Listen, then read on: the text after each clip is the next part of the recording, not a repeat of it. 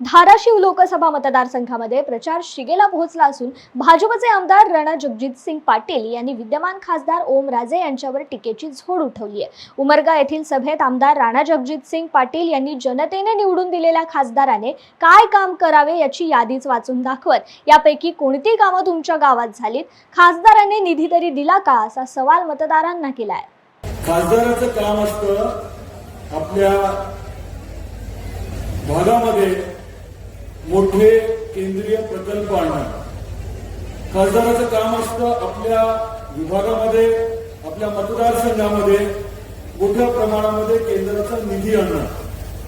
खासदाराचं काम असतं आपल्या भागात एखादी अडचण असेल जी केंद्राशी संबंधित आहे तर त्या अडचणीचा पाठपुरावा करायचा आणि तो विषय मार्गी लावायचा। हे खऱ्या अर्थाने खासदाराचं काम असतं। यापैकी एकही काम गेल्या 5 वर्षात आपल्या भागात झालं का? ज्या गावात तुम्ही येता कार्यकर्ता म्हणून, नेता म्हणून तुम्ही त्या गावामध्ये चर्चा घडवा।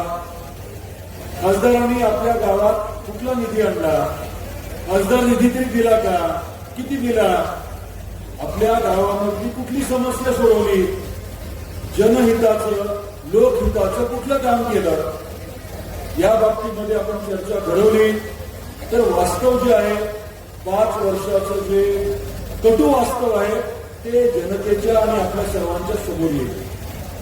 आता आपल्याला काय करायचंय तर आपल्याला महायुतीचा उमेदवार निवडून देऊन आपलं भविष्य, पुढच्या 5 वर्षाचं आपलं भविष्य जे आहे ते उज्ज्वल करायचं।